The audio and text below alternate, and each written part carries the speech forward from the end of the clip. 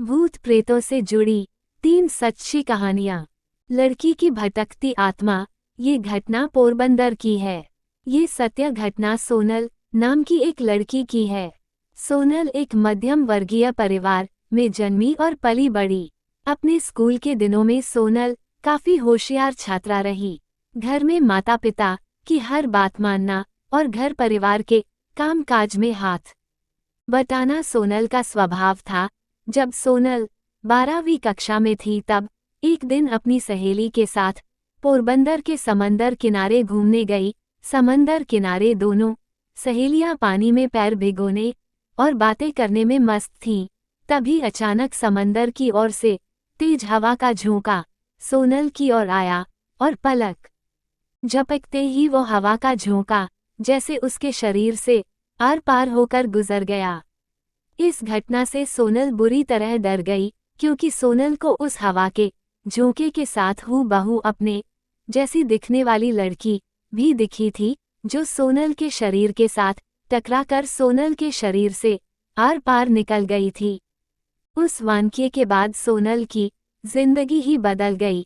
खाते पीते सोते जागते दिन रात सुबह शाम सोनल को वो लड़की नजर आने लगी। अपने जैसी दिखने वाली लड़की को देखकर सोनल खूब घबरा जाती, रोने लगती और कई बार डर के मारे बीमार भी पड़ जाती। परिवार ने सोनल की तकलीफ दूर करने के लिए लाख जतन किए, पूजा पाठ, हवन, दान धर्म और अन्य कई सारे इलाज किए, पर कोई मरहम सोनल के काम ना आ सका। हद तो तब हो गई जब सोनल अपने कॉलेज की पढ़ाई कर रही थी।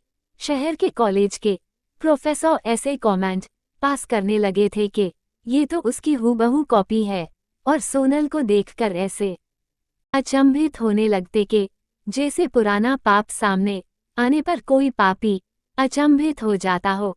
ऐसा कहा जाता है कि आज से 35-40 साल पहले उसी कॉलेज में एक लड़की पढ़ती थी और वो अचानक गायब हो गई थी। माना जाता है कि कॉलेज प्रशासन से जुड़े कुछ लोगों ने उस लड़की को अगवा करके उसका बलात्कार करके उसे मार दिया था और उसके शरीर के कुछ टुकड़े कॉलेज की जमीन में दफना दिए थे और कुछ समंदर किनारे फेंक दिए थे। उसी लड़की की आत्मा सोनल को दिखती रहती है और अपने लिए इंसाफ चाहती है। सोनल आज भी अपने जीवन में कभी कभी उस लड़की की परछाई देखने का अनुभव करती हैं, पर अब सोनल ने अपने डर का सामना करना सीख लिया है और इस बात को समझ लिया है कि अगर हकीकत में ऐसी कोई दुखदाई घटना उस लड़की के साथ हुई होगी तो समय आने पर उस राज से पर्दा उठेगा और दोषियों को सजा मिलेगी।